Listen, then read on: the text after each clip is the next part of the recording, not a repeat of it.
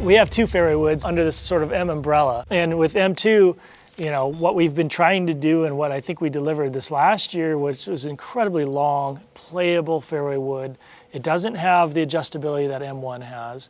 It's for the golfer that, obviously wants distance, they want forgiveness, and they don't want to overthink it too much, and the M2 is providing that. So what were we challenged to do? How were we going to push that forward?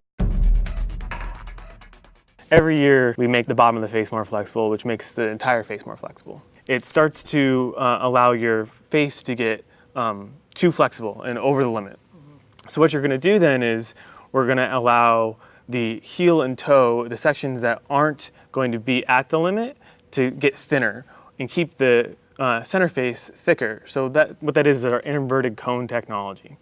So it's really awesome because this is actually the first time we're able to do it in a fairway, and it's the increased flexibility in that speed pocket that allows us to do it. So we've pushed flexibility so far on the sole that the face got too fast. We're able to thin out the heel and toe and increase forgiveness across the entire face. We've seen some of the testing results already, and you wouldn't expect on a center strike that you'd pick up that much distance necessarily, because we were already at the legal limit, right? And we've already created some technology to drop spin, but we're seeing distance pick up from our testers because the average of their shots are better.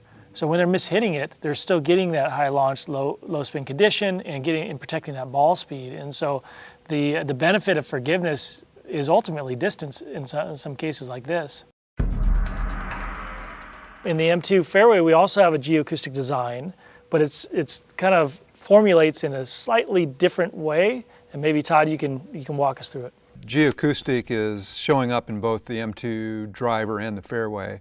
You can identify it because it's a raised portion of the sole, right? So when you see that, you say, oh, okay, we got geoacoustic going on here. In the case of the fairway, we're trying to make a slightly bigger top view, which inspires confidence at address, but we're trying to really limit the amount of sole interaction with the turf, right? So in this case, we're raising this portion of the sole to get it off the ground, but at the same time, we have the same problem that we did with the drivers. We're trying to manage the sound of the club. And so that's where we go into the curvature of this, the external ribs that are really trying to manage back that sound in a minimal weight approach.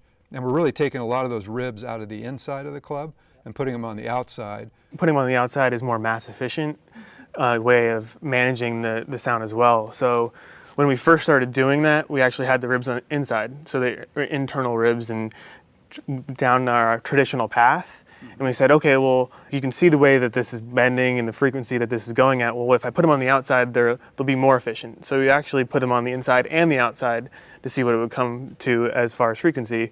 And it was a little bit higher. And they're like, well, what happens if we remove them from the inside? Remove them entirely from the inside, didn't lose any of the benefit of them. So we were actually getting better performing ribs on the external part of the head rather than the internal part. And it had a bunch of other benefits for us. When you look at the new M2 fairway, it's actually a little bit larger in address shape. Part of the concerns when you go a little bit larger is you're having a larger footprint for interaction with the turf, which is not a good thing on a fairway wood. We're trying to hit it off the deck, you're trying to hit it from the fairway, you're trying to hit it from rough or wherever you are. A larger footprint is going to interact more. So that's not necessarily what you want on a fairway. So what we do is you drop all around the back and the skirt area to make sure that the locations that you're going to have interaction with, you're relieving that from the turf. But you're creating all these breaks in the sole. And breaks in the sole do not create good sound. So as you relieve this for turf interaction, you have to figure out a way to make sure that you're maintaining your sound. You're gonna make solid contact and you're gonna see good flight, but you're also gonna get good feedback in the sound. So that's part of what we're doing with the ribs, the geoacoustic sole, the geoacoustic ribs. They're external. So they're on the outside of the club now. And what that does is allows us to address all of the concerns with the dropped area with as few ribs as possible to make sure that you're getting that good sound and feel without interacting with the turf. Dropping the sole, creating it and making it more versatile and playable, and then adding those external ribs, that's one part of the sound element. The other part that we discovered sort of maybe a year or two ago is the hosel and how that plays a role in it. And in this year's, you'll see that it has the fluted hosel, like the original M2, but in this case, I think we even carved out even more mass from that hosel, which again is high up. You want to bring that down, and we use that for sound as well. So, and I think what you're talking about is we get that high hosel into the same kind of place that the face is. So what you're doing is any bad sound that's generated is getting damped away by that hosel. That's what we're doing with the high, but high is bad. It's high CG. You're moving it away from where you want it to. Last year we had 8 flutes in there, and this year we have 6. So they're all larger flutes. They're smaller areas in between each flute than last year, and they're deeper than last year. So all those things together helps us to save extra mass from that hosel. I'm actually really happy with the way the cosmetics came out as well, and the marriage of the cosmetics to the actual technology of the head. Previously, we've done cosmetics that are separate to the technology. We want to make the club look good for the golfer, but we also want technology. This, I feel, is such a beautifully clean design that is also integrated so well into the technology that we're providing, like with the Fairway, how just the lines are perfect across the channel. The decals are placed in just the right way. The angles are all aligned.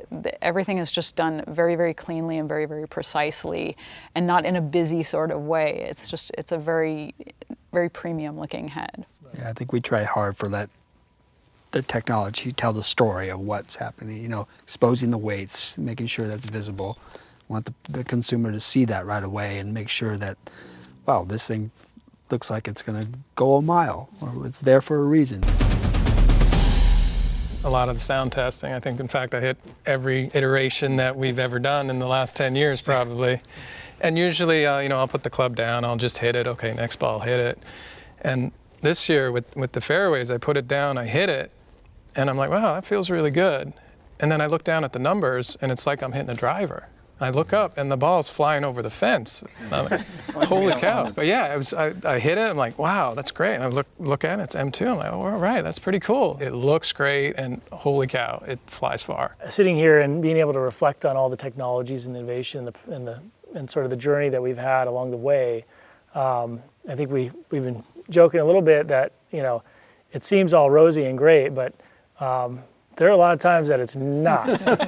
And we battle and we fight for the things. We're all fighting the same battle, right? But I think I appreciate the collaboration that we've had, and I think it's come through in the products more than ever. And I don't see that changing, so I think I'm incredibly proud of seeing the hard work come to life.